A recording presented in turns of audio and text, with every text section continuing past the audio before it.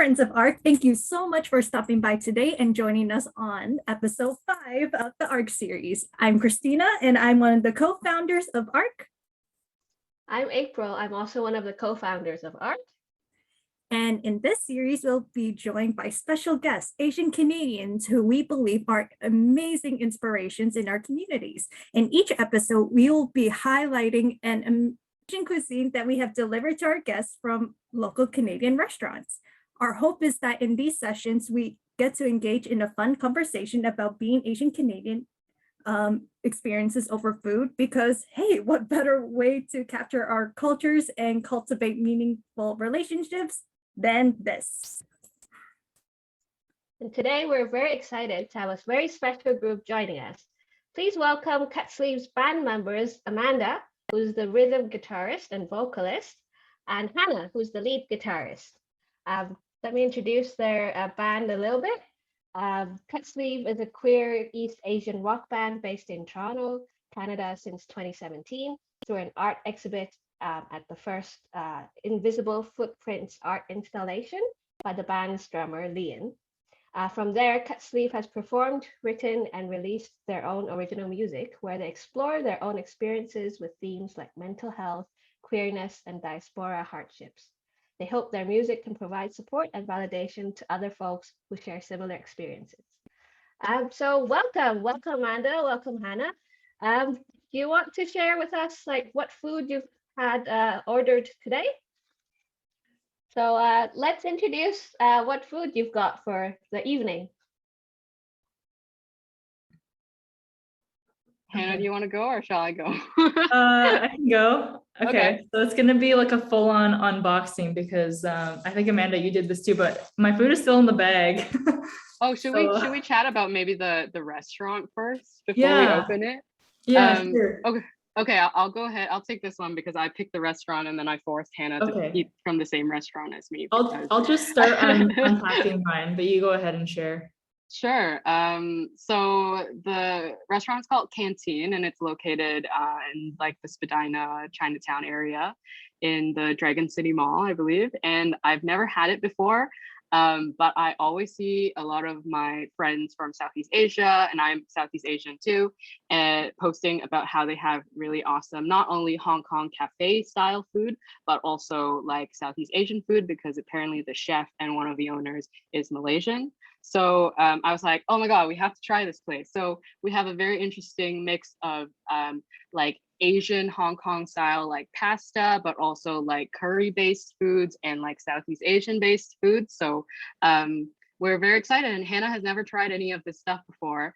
And so it's gonna be her first time, and let's see what she ordered.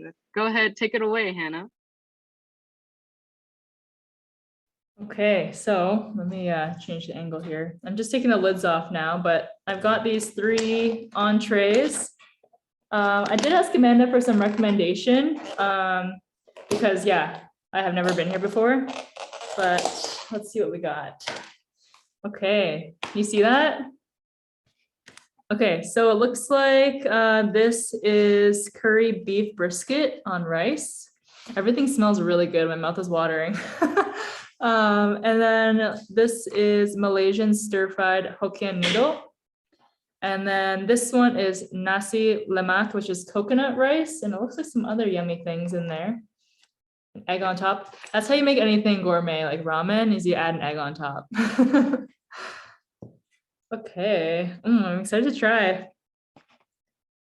What did you get, Amanda? Delicious. Okay, my turn to open it. You know, Hannah and I were like, hey, we're going to keep it in the bag so we have the ultimate reveal surprise. And it's very hard to open. Okay, here we go.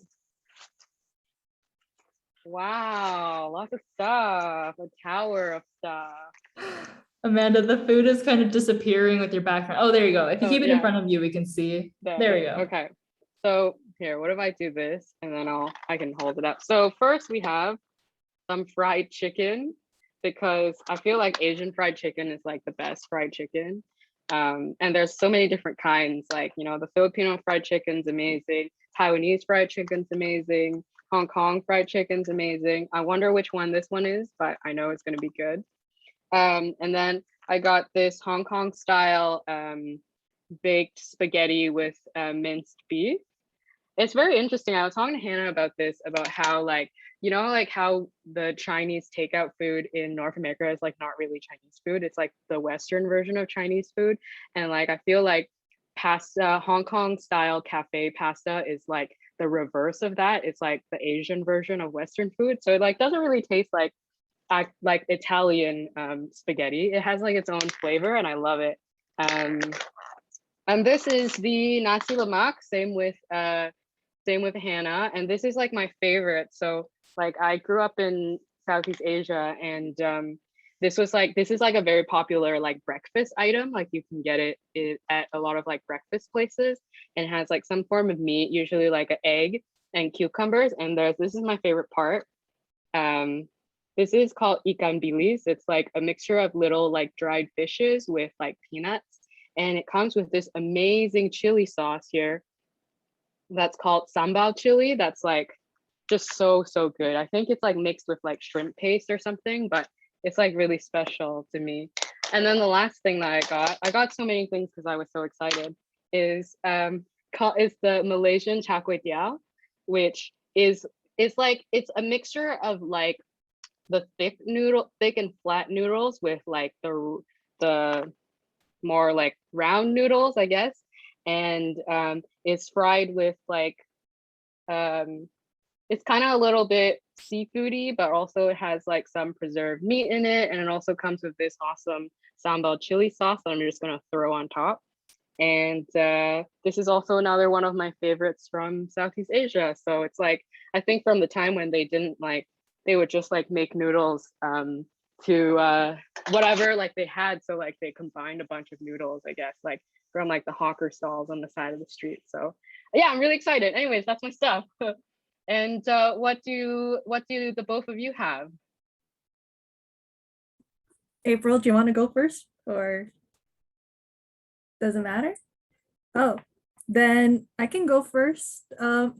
So I was craving for dim sum because, you know, Lunar New Year, that type of vibe, and it's been years since I had dim sum. So the restaurant that I selected is at Bloor West Village called Bao Bao Express, and I got like a dim sum platter. Well, actually, this is more of an appetizer. My bad. So it has the wonton chips, spring rolls, some kind of shrimp rolls somewhere here, and let's see what else. And in terms of the platter itself, da da da da da. I got like 2 baos. Like one of them is barbecue pork. We got hargao, shumai. This one I believe is the chicken rice wrapped in the banana leaf, and I'm not sure if this one or the other plate has the fried pumpkin pastry, but yeah, it looks really yummy. But this is my first time trying it from this restaurant, so I was craving for dim sum. Surprise. April, what do you got for dinner? For me, I've got let me move my camera. Got this the restaurant is a Sim Yao Dao, and it's a Yunnan rice noodle. The sauce, the soup base is a Malay laksa, so it's actually got the Malaysian theme as well, but a Malaysian Chinese fusion.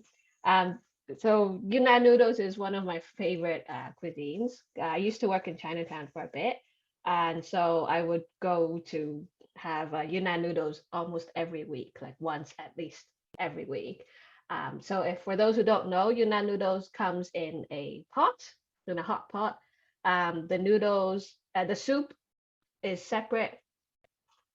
Oh, the soup is separate, and it is boiling in the pot, and you put in the ingredients into the pot while it boils. So it cooks while while you put your stuff in. So it keeps it hot and fresh. But yeah, and I also got bubble tea. Bubble tea at this time of the night might be a little bit pushing it, but you know, Asians and bubble tea. So It looks super yummy. yeah, actually, I've actually been to Canteen because when I worked in Chinatown, I would go to Canteen as well, and I love the food there as well. And I also would get laksa when I was there because they had laksa. Nice. They don't have it for delivery orders, I don't think, unless they call it something else, and I just don't know what it is. Are we allowed to start Oh, eating now? Because my yeah. mouth is watering. Okay, Yes, let's go that's for what I'm it. gonna do. Please eat. Yeah. And speaking of the dim sum, it's very funny because my boyfriend is Irish, and one time I made the chicken rice with the wrapped in the bamboo leaves once, and I didn't really tell him what it was, and so he ate it, but he also ate the bamboo leaf afterwards.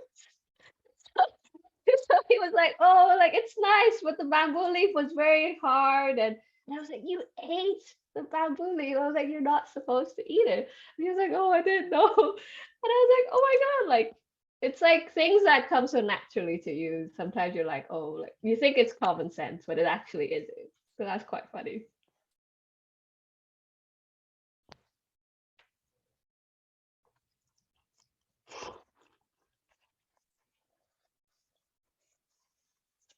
Anyways, so let me ask the first question. One of you can answer first. So with Lunar New Year celebrations beginning on February 1st, so that's a couple days when we're filming this, what is your most favorite Asian snack?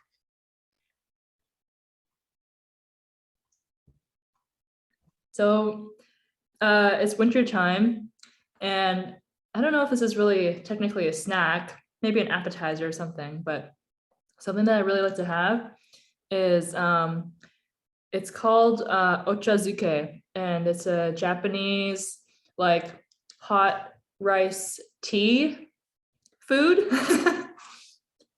So it's kind of like a hot rice porridge, and it's basically made with you use a bowl of rice and you use hot boiling water and you add green tea and your favorite like rice topping. So you can buy like the instant kind where it's just like all in one packet and you pour it all in your bowl and on your rice and then pour the hot water. I like to have that as a snack. It's comforting, warms me up. Actually, I might have a pack of it I can maybe show, but maybe if Amanda wants to say what your favorite snack is, I'll come back and bring it. I was thinking about it because I wasn't sure, but to fit with the theme of Lunar New Year, I think, and this is a snack that I can only really eat at Lunar New Year. In Singapore, Malaysia, it's called bakwa.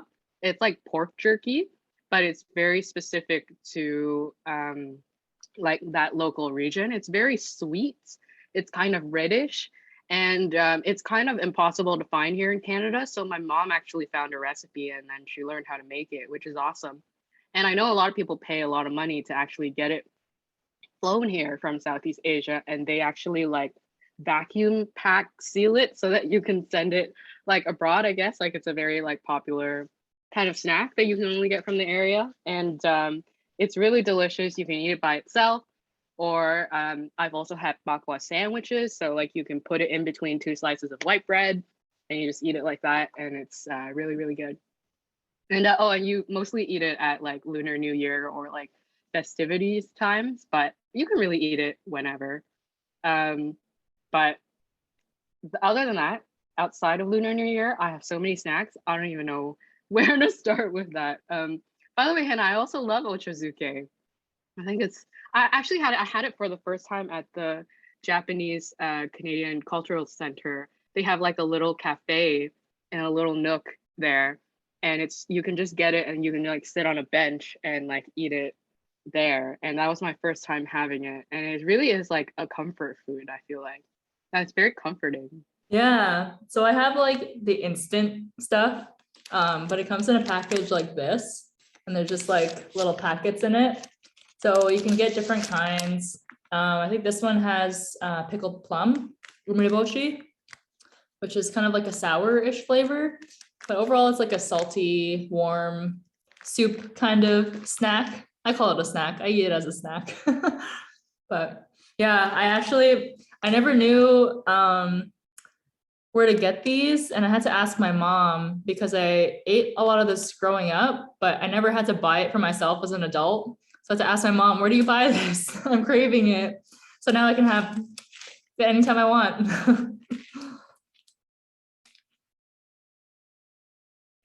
How about the both of you?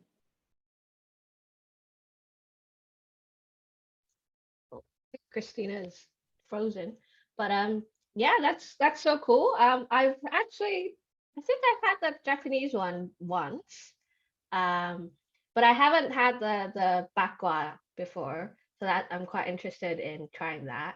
My favorite snack for Lunar New Year would be the turnip cake. I love turnip cake. But this year I couldn't get any because I just did my preparations way too late. So I'm very sad about that. We also have Lian, which is like a sweet kind of rice cake, but like how we prepare it most of the time, like my family, we cook it with egg. So you have a egg base and you wrap it and then you fry it, and it smells so good and it tastes so good. But then once you have it, you can't really eat a lot afterwards. So, but yeah, that's my favorite two snacks.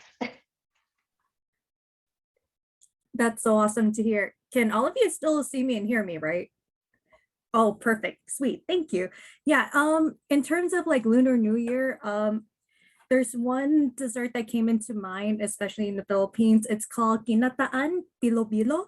So it's a amazing Filipino dessert, and it basically has this kind of like sweet sauce or soup and with coconut milk, and then it has like the glutinous rice balls or mochi. We can add in like tapioca, like sweet potato slices and all this goodness. And then when it's all boiled, it's so warm and comforting and very sweet, which I really love. And plus, I haven't had that in a very long time, so I wasn't able to have it this year. I forgot to mention mochi. That's another one of my favorite snacks. Oh, so yeah, so good. Totally. The snack that you mentioned, Christina, where can you get it from? Like, can you get it from like any Filipino restaurant, or is it one of those more like homemade, home cooked things? Good question, because I believe some Filipino restaurants do make ginataan, but they make their own version of it. While as back here, we also make our own versions as well.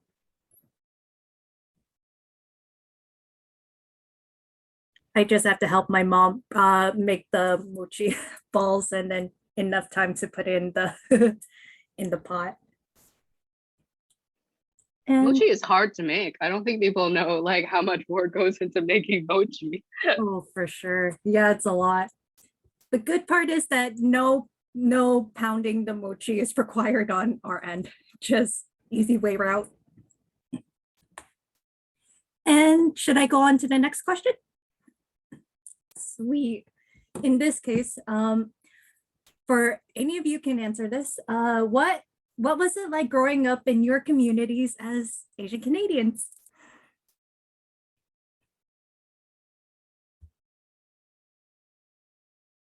Hannah, you want to go first? Sure. Sorry, you were asking in our communities how it was growing up Asian Canadian? Yeah, so what was it? Yeah, just basically what's like with your childhood growing up. Yeah, so I'm mixed race. So my mom is Japanese, my dad is Canadian, and my experience growing up was pretty, I thought, like normal. I guess I didn't really understand things in the way I do now as an adult, but I learned when I got older, just like talking to my mom and hearing about experiences or just remembering things that happened that I didn't really understand, like really the meaning behind it or larger context around it because I was so young. So my family, we moved around a bit when I was growing up. And at one point we were living in this very small town in Ontario. And I think we were the only Asian or mixed race family in the whole town. And so I was like the only Asian kid in school, and my mom was the only Asian person in the whole town. And I don't really have much memory of my time there, but my mom told me later that she felt uncomfortable, you know, coming to my school functions and things like that. Like if there was like a school play, she'd be the only Asian person, and like no one would come and talk to her or anything like that, which was really sad to hear. But then as I got older, I started to observe and notice her being treated differently when we would be out, like people trying to say something in a different language or attempting to, I don't know what it was, them trying to show off or something.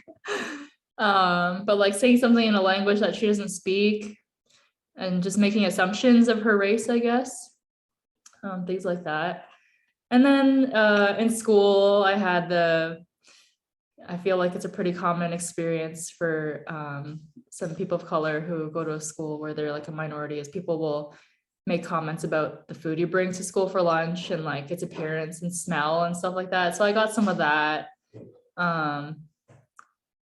Yeah, but overall, it was a pretty good experience.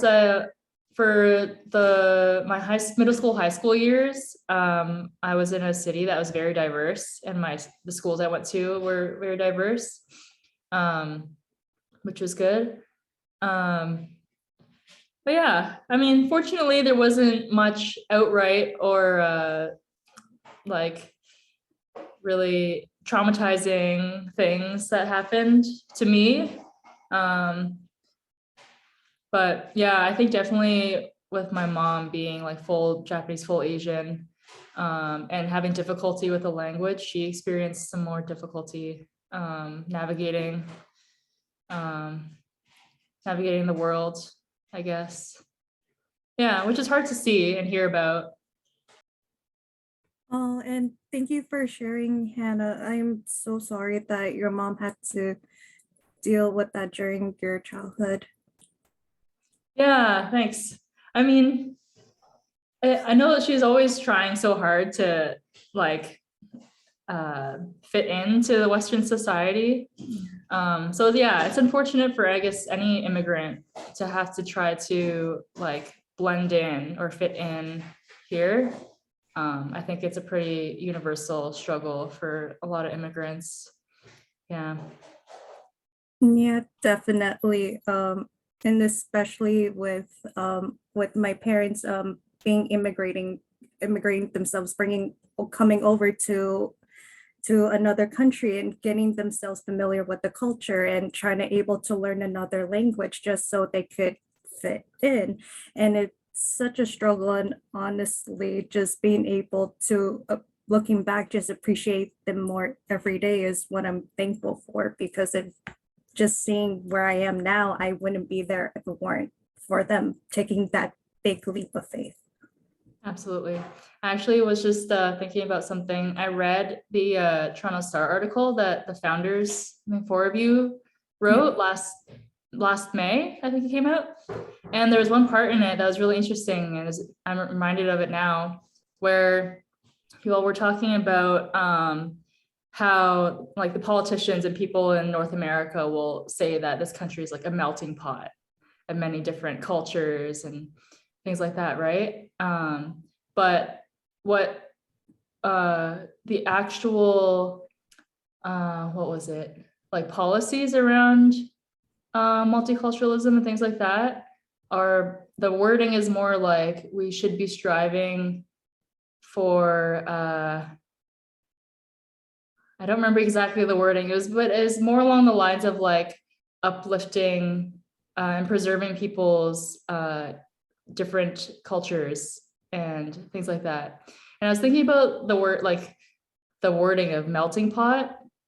And when you really think about it, it's like when you're melting everything together, everything's kind of becoming uniform and the same and homogeneous.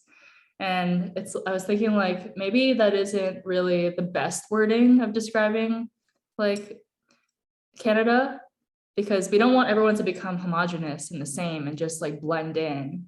I think it's more important to like uplift everyone's different backgrounds and cultures and celebrate everyone's different, you know, experiences. And yeah, I thought it was an interesting point that was made in there. And I just thinking about it now, talking about it like our parents trying to fit in here.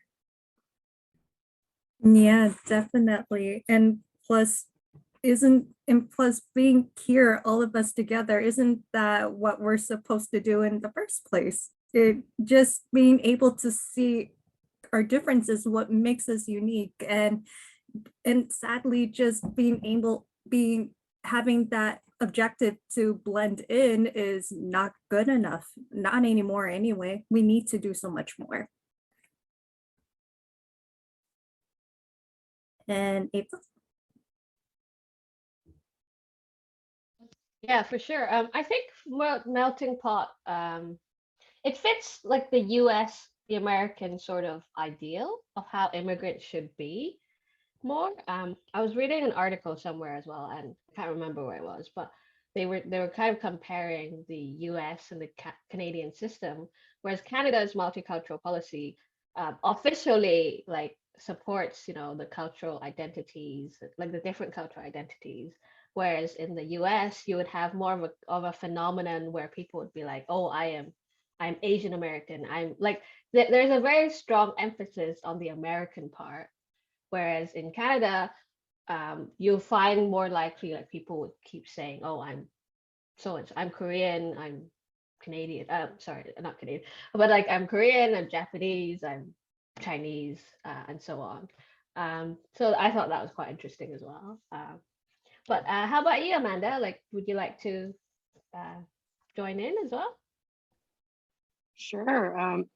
I'll add to a little bit to this before I share about the growing up part, but I think that's really like an important thing that you touched on, Hannah, and also April and Christina. It's like definitely it is, we are different than the US, but I feel like even this multiculturalism that Canada talks about, we have to be careful about that to not just become like tokens of multiculturalism, if you know what I mean. Like, and I feel like this policy only came into place in the late 70s, and it only really came into place because there are also discussions about Quebec and how to kind of like, you know, include sort of the French side of French Canadians into, you know, the sort of image of Canada, and then also it extended to everybody else. So and I feel like I think it's great that we have, you know, multiculturalist policies, but a balance is also needed so that we don't become just this like image of what we think like, you know, Chinese people are, or, you know, like Filipino people are, or like, you know, it's just like not this one thing that you see and you imagine, because I think that the immigrants to Canada are always changing. Like the immigrants that came in the 70s are also not the same as the immigrants that came now. And so if we have these policies, and they also have to change along with the times and the type of people that are coming and what those groups specifically who exist within that sphere of being labeled multicultural want for themselves and what want to be called, right? So it's like a little bit of like autonomy for us as well. But like I definitely think that we have it not bad. I'll say not bad. Because obviously there's very varying levels of stuff that people have faced, and it's kind of awful to hear, like, you know, how hard it was for your mom, Hannah, like, you know, growing up, and especially in a very in a town where she must have felt like really alone. But I'm glad that she had you and your siblings, and from what you've told me about your childhood, she also you know, shared a lot of her Japanese culture with the both of you, and Japanese food. And so I don't know why I said both. I know you have more than one sibling. But you know, I think that it must have been really nice for her to have you all as a family too, and be there and support her. I feel like family is such a like it's such like a hard, it's like the heart of every, when you say like what was it like growing up, it really, community and family is like such an important question, right? Like, so like I moved here when I was like 12, So so I moved together with my parents and my brother. And I remember I arrived, actually, what day is it today? It's February 3rd. I arrived on February 1st when I was 12 years old. So it was like just as snowy as it is now. We came in the middle of the snowstorm, and I had literally like come from like a tropical country, and I stepped out of like Pearson Airport, and I'm like, what is this? Like, it was just like all jet lagged and all like white everywhere. You couldn't even see like past like 2 feet because it was like a snowstorm. And it was pretty hard because like I definitely had it a lot easier because I already spoke English, so like I didn't have to do a ESL or anything coming here. But the English that I spoke was very different, obviously, than Canadian English. There are different terms, different words, different slang, and my accent was really, really thick. And I remember that when we first got here, we met up with some like of my family's like extended friends, like like when people were like, oh, I have a friend in Canada, like you should go and meet up with them because so that you're not alone, totally alone when you move here. So we met up with those people, and like from the moment they first met me, they're like, she's gonna have a hard time in school, like she's gonna have a hard time with that accent. And then so I was like very much like I need to learn like a lot of new things very quickly, like all at once. Like not just like how to speak, but also how to dress and how to act and what the culture is like. And how when you're like, how are you? And you ask people like, how are they doing? How's it going? That was one of the things that I learned was, how's it going? Because it's like, I had never heard that before, that phrase before. Or just like the different terms and things. And we also moved to like, it wasn't like we were the only Asian family there, not like with Hannah's family, but it was definitely a majority Caucasian town. And it was a little bit difficult because even the other kids, I think, like the other kids of color or the other immigrants were also trying to do their best to fit in. So it was like we all had to just pretend to be as white as possible in order to like be okay, in order to like survive. And I think that like when I look back at it, I'm like, okay, like growing up that way probably wasn't like the best, but also I think it was good because it like allowed me to build resilience. It allowed me to find community that I really connected with. So like I found other people who went through the same experience as me, or like once I got to high school, like I found my own people, who understood what it was like to be an immigrant, and that we were able to like find each other and support each other. And in the same way, like I think even once I was an adult and even now, like I think it just allowed me to find that community that that where we can really like support each other, we can find each other. And I wasn't so tied to an already existing extended family, which I was used to. Like when I grew up outside of Canada, we had so many relatives, and there were so many things that we had to like worry about, like, oh, what if auntie finds out about this, or oh, like I gotta go do this, or else like like third uncle whatever will like find out, or so I don't know. Like there's all these things that you have to think about. As much as it's like so lovely to have family and community that you were born into, and I miss that, it's also great because I got the opportunity to make my own community, because we're not an island. And if I only knew my own family or what I knew, then I would have never grown into the person that I am now. I know this sounds very cheesy and I'm going on a rant now, so I'll stop. But I think that there's like, good and bad in terms of like my own experience and how I see what it was like to grow up Asian Canadian. How about you, Christina?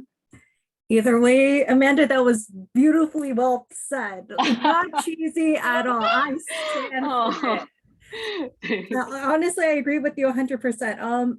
Knowing that I was born and raised here in Etobicoke, like where the elder trees grow, it honestly, I'm just really happy that I am able to find a community, in this case with my classmates, because some of them are like Filipinos there.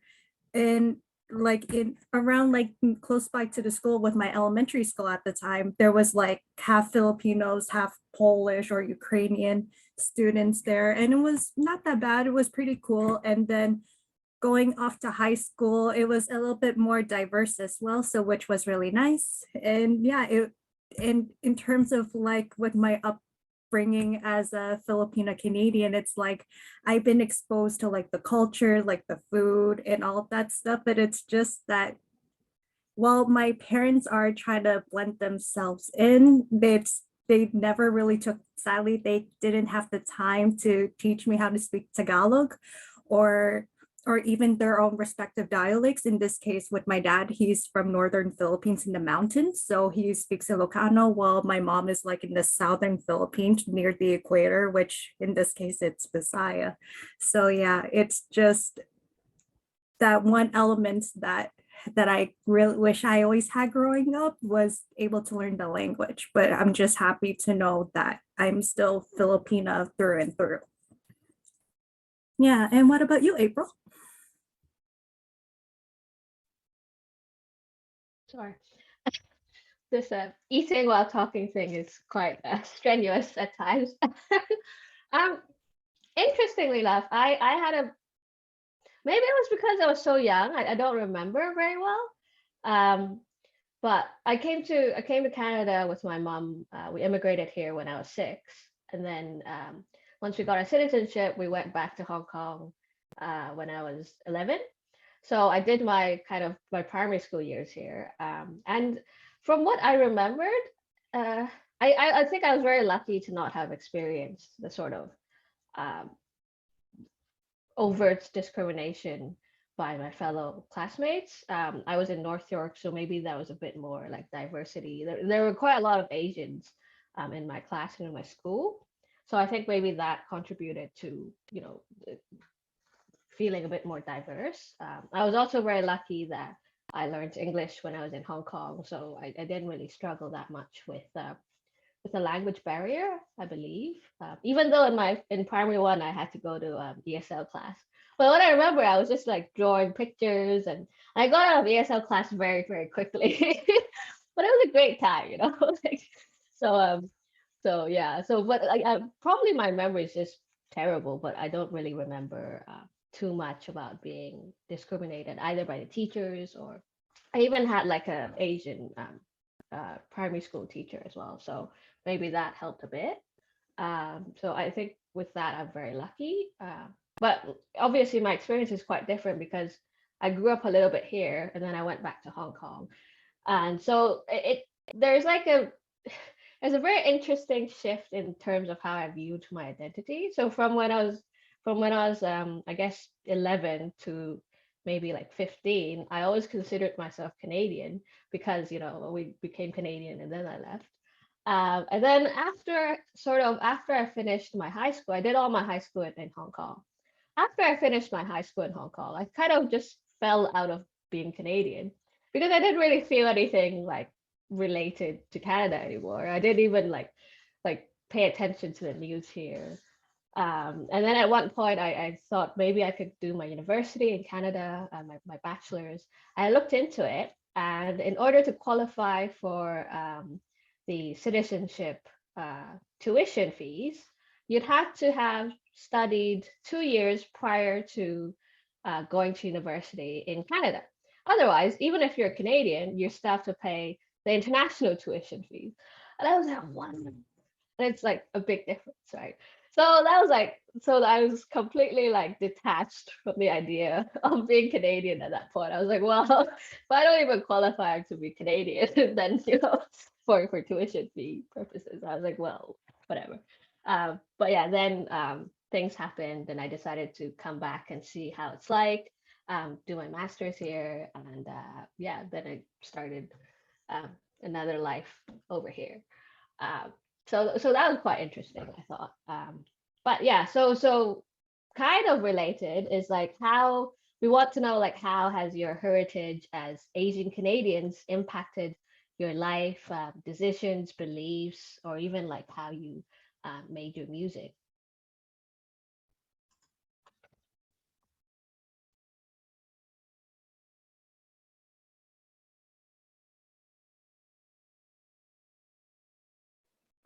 think about this one for a little bit.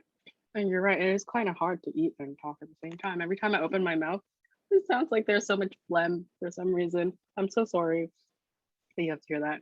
But I think I guess maybe we talked a little bit about it, I guess, in the previous question, but so maybe I'll answer this like specifically to our music. But I think we're very much like Cutsleeve as a band came together because we wanted to talk about our Asian Canadian racialized identities and the stuff that we experience and the feelings and emotions that we go through. And you know, something that we also discovered along the way is that a lot of people want music that they can relate to, right? Like, and there just wasn't a ton of that out there. I think Spotify and stuff makes it easier. Not just Spotify, I know they're in a bunch of shit right now, but just in general, like the internet makes music discovery a lot easier. So, you know, we're able to find like a lot of Asian North American artists here. And of course, there are a lot of amazing Asian artists from Asia, but specifically to, I guess, our identities of Asian Canadians and also queer and also in rock, they do exist, but they're far and few between. And so we wanted to like come together to make the music that we wanted to hear and also that we wanted to express about, you know, what we believe in and how we were feeling, and not necessarily to like put that out in the world and be like, this is the Asian rock band or whatever, but more just because like, you know, we have a lot of feelings and we want to like express that feeling in a way that is like healthy and healing and is like, you know, a form of community. Also like seeing each other, and every time that we get together for band practice is a form of our own healing in our own lives, and like making music that like, you know, represents how we're feeling. What do you think, Hannah? What would you add to that? Was that pretty accurate, you'd say? That's pretty good. Yeah, I'd say that's accurate. I guess what I could add is that, yeah, you touched on this already. It's like the music that we create is kind of like an artistic expression of all the intersections of our identities and our experiences. And like there are things like our racial identity, you know, our queerness, different things that we can all, as bandmates, we all share in common. But that doesn't necessarily mean that we all have the exact same experiences navigating the world. So as a band, we write all these songs together, but each of us can have our own unique interpretations of the songs or how we emotionally connect to it. Maybe some songs that, some of our songs I don't relate to as deeply as other members. Maybe someone else wrote the lyrics, so they connect lyrically to the music more, and it's more sharing their personal experience. But I think because we have so many shared intersections in our identity, we can find common ground and express those things through music. And like, for example, for me, so my like mixed race background, like in the music that we make for like some of our songs that I can think of, like even the title of our EP, The Parts We Cannot Abandon, we're like kind of battling, or there's some conflict happening with trying to meet expectations of certain people in our lives, like family and things like that, while at the same time trying to be true to ourselves. Like, how do we reconcile with, our relationship with our family, with our queerness, if our family is not really accepting of the queer community, things like that. So like lyrics that are in a song, like those kinds of lyrics, for me, that's how I connect to it. That's what it means to me personally. And yeah, like Amanda was saying, it's a way to form community and connect with our community. Like when we put on a live show, which we haven't been able to do in a long time because of the COVID pandemic, it was a really great time to bring all of our friends and chosen family together in one space and connect through our music. And I think it's really amazing. One of the shows that we put on called Combo Number 3, was a show that one of our bandmates, Hillary, organized, and we played with some other band friends of ours. And we sold out the show, and I think it's just really amazing to see how many people showed up for not only for us, but to share in that experience together as a community. And all those other bands were Asian Canadian bands also. Yes. Yeah. Yeah. Exactly. Tiger Balm and Hotel Pablo. Shout out to the Yes. two those two bands. You can find their music online, and they're so good. And also like a very large majority of the audience was, I believe, Asian, right?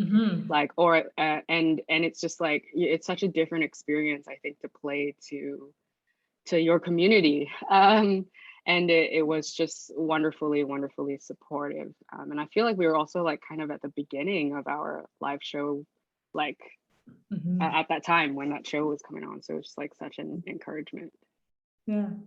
And I've been finding that the longer I'm in this band and we're part of the music scene in Toronto, like the more people you meet and hear about, the smaller the community feels and like more tight knit, because you meet one person and they know 3 other people, and it's like then you're connected to those people, I guess, by association. But it's been really cool finding like other bands that are like other kind of minorities, like other queer people of color.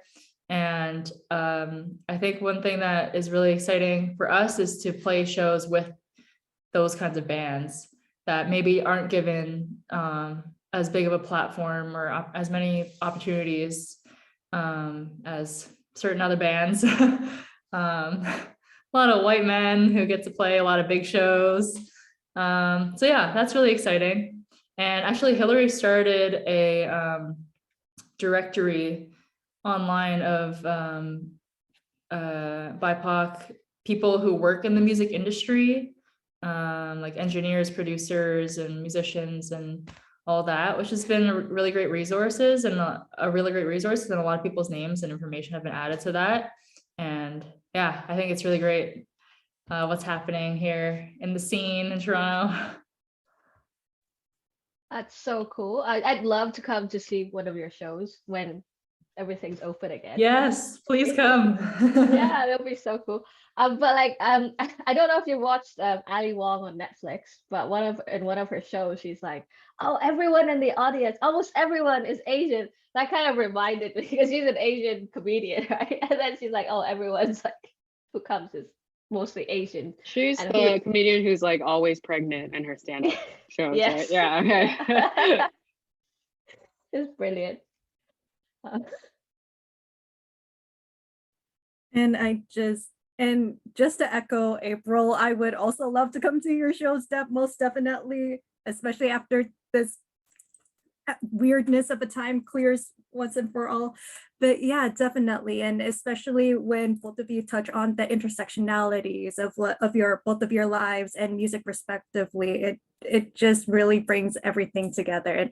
It feels very much wholesome, which I totally love.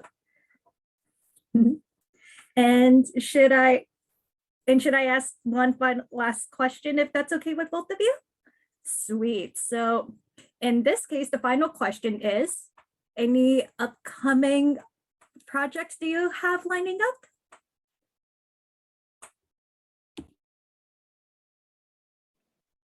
Actually, right before this call, I was giving notes on a new music video that we have coming out. So that's exciting. That's coming up. Music video along with a single. Along with a single, yes. We have a new single and a new music video coming up that the amazing folks at, so there's this, how would you describe this, Hannah? I guess they're like a group of students from X University who are like, part of their thesis, I think, in their final year is to make, it's to help like some local Toronto artists make a single and a music video. So we were able to work with them over the past year to record and to shoot this music video. And their very talented team is also, is just so instrumental in like being able to actually do this. Like we have an incredible editor who's working on this right now. And so shout out to, they're called the Airtime Project at X University, and they're part of like the FCAD program. I think it's not called FCAD anymore. I think it's called like the Creative School or something like that. But I don't know. They keep changing their names, but it's like we're really lucky to be able to work with them, and so that's very exciting and coming in the future. And I guess keep your eyes peeled. Super exciting. I'm very excited. We'll definitely keep our eyes peeled, and we'll help you do some promotion as well once it comes out.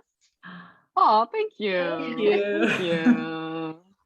We create this organization to try to support like more like Asian Canadians in all the fields. So this will be a great like opportunity for us to help everyone. Yeah, that's Thank you amazing. so much. Thank you.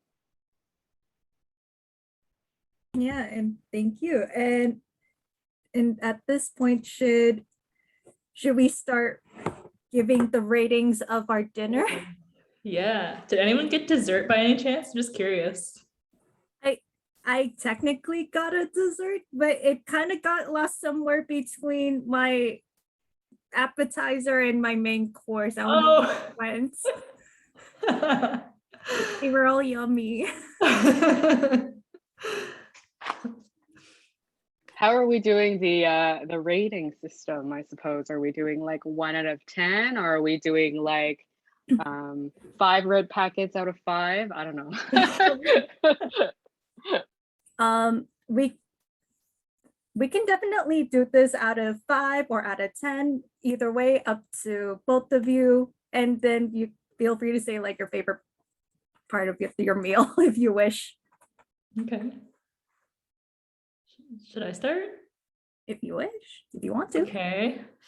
All right. Well, I had a bit of everything, so thankfully there's a lot of food, so I'll have lots of leftovers. So the curry, beef brisket curry, really good flavor. The meat is really nice and tender, and I like that there's some vegetables in here too. I always got to get my vegetables in. I would give this 8.5 out of 10. It's pretty good. Yeah, I would order again, definitely. And then my noodles here. So these ones I actually didn't get to try as much, but definitely like a milder flavor. I think between it being in the middle between these two have like very strong flavors, and then this is kind of mild. So maybe the flavor wasn't coming through as well. And also more vegetables in it, good to have. And I didn't realize there was shrimp in it as well. I love shrimp, so that's a bonus. So I think I would give this maybe like a 7 out of 10. I feel like it's an unfair disadvantage because it's bookended by these very, very flavorful things. But I like the texture of the noodles. I really like thick noodles. And then last but not least, this was probably my favorite out of the 3. I like that there's a lot of like variety of things that I can mix together and take a little bit of this, a little bit of that. I like the spice as well. I wasn't sure how spicy it's going to be. It's always a gamble when you get something spicy off the menu. You don't know what the spice level is going to be. I don't have a super high tolerance, but this is really nice. Good flavor. Yeah, I would give this maybe also an 8.5 out of 10, maybe a 9 out of 10. Yeah, really good. I would get this again for sure. I love how it looks like you've barely touched any of the food. I'm so full though. I know what you mean, because we wanted to try like multiple things, but now you have food for days. Yes, which I'm happy about. Yeah. I guess I'll go next. I too, like you, Hannah, love the nasi lemak the most. I think that this is the most authentic nasi lemak that I've had in Canada. And I would highly recommend, and I give, are we going out of 10, I guess? I will give 9.9 out of 10 because I never give a perfect score. But I ate this much of it. It's the most that I ate out of all of them because as soon as that flavor hit the mouth, I knew that it was the right flavor. Some things I would change differently. Obviously, I'm very picky because I've eaten it a lot growing up. But all in all, I would say it definitely encapsulated that, that flavor that is true and that I love about this meal. And actually, when it's eaten in Southeast Asia, it oftentimes comes up wrapped up in a leaf. So you open up the leaf, and then you only have a spoon really, and you use part of the leaf to push the food into your spoon, like the edges of the leaf, and that. And there's so many different ways, so many different things that you can put on it, just like Hannah said. And so I love the variety of this. 9 out of 10. Next one, I think, is the char kway teow. This one, as you can see, I didn't eat that much of it because I think very similarly to Hannah, it was milder in flavor. And so I didn't really get the chance to oomph into it. But my favorite part of this dish usually is like, I think it's cooked with some kind of like lard or something. Like there's some kind of like these little bits inside of it. And I feel like it didn't have enough of that lard, but it still did cook it with lard, which is very rare here, I think, in Canada. So I will give it a 7.5 out of 10. I don't know. I don't know why, but rating foods is so much fun. I've never done it before. I'm gonna like rate all my foods from now on, like all my dinners. The pasta, I ate quite a bit of it. I mean, I ate this whole section here. It doesn't look like a lot, but it was really good. I wish it was warmer because I think the food, it's meant to be eaten like straight out of the oven, like baked. And so it was a little cold by the time I got to it. And but it was still really good. Like the meat tasted great. The meat sauce, really good flavor, very sweet, which is what I love about a lot of Asian spaghettis, is that they're very sweet. It kind of just tasted like a really meaty version of maybe like the Jollibee spaghetti, if I were have to like compare it. So very good. I will give it 8.5 out of 10. And I didn't actually get to eat the chicken because, like Hannah, I got full very quickly. But now I will get to eat it maybe for a late night snack. Who's next? April? Yeah, that's great. I mean, you two were Amanda and Hannah. You two are just a pro at rating food. Maybe like you should do like a special, like with the food special with your music as well. But and it sounds so professional, and like when you're describing the food, it makes you want to eat it. So I think that's great. So my noodles, I had half of my noodles. Okay, show screen. Half of my noodles. I think the same thing as well. It got a bit cold, and then the oils kind of came up, so it was a bit filling that way. Probably after this filming, I'll have to reheat them and have them for a later night snack as well. But yeah, these are some of my favorite noodles. So I've always been very pleased with them. The flavors of the laksa, I think, are quite. I don't think it's a traditional laksa, but it's spicy, a bit sour, and it's quite a nice dish when you're have like a bit of an upset stomach because it's very warm and filling. So I would rate mine today maybe 7.5 because it got a bit cold. But the boba is actually quite good. This is, I think, their own in-house boba. I did less ice and less sugar, and it was perfect. And I put grass jelly in it. I love grass jelly in my boba. I actually don't like the tapioca that much, but it might be sacrilegious to say that. That's awesome. And I guess it's my turn. So honestly, I didn't eat that much at all as well, because one, I got really intrigued by what both of you had to say, because I really enjoy having both of you here today with us. So thank you again. And two, this is a lot of food. And plus when I ordered like a dim sum appetizer, and then there was a dim sum like a full on tray, I'm just like, yeah, I'm not gonna finish it all. So I shared the rest with my parents, and luckily my dad was able to get one. In terms if I had to go like if I had to be like a master chef, like Iron Chef type of rating and critique like how both of you gave just now, definitely it's like the same type of dumplings like with the dim sum I would get, especially with Lunar New Year, the flavors, and honestly, it just felt right. And plus I never had this with the banana leaf and then just having it wrapped with rice and chicken inside. Honestly, it was a real treat. So, but overall, with both, I would say 8 out of 10. What's missing is that this is a lot of food. I'm gonna have to save this for tomorrow and for days to come.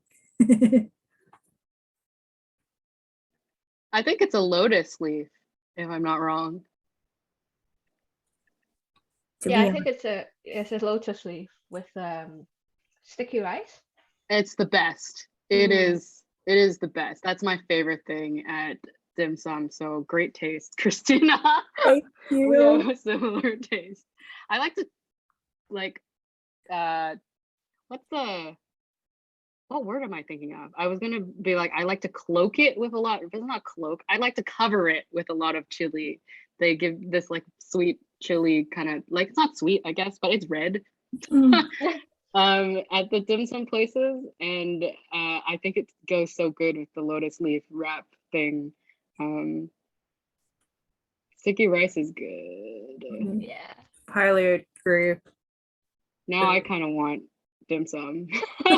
I know I'm so full, but I'm like, I haven't had dim sum in so long, and it's like one of those things that is like you eat it there in person, and the cart goes by and you pick it off the cart kind of thing. It's very a different experience eating at home, but it's so nice to be able to eat with other people, I think, and today was really fun because we got to eat with the both of you. So Oh, thank you so much for having us. thank Yeah, thank you. you so much. This is a lot of fun and very Yeah. delicious. And thank you for the food.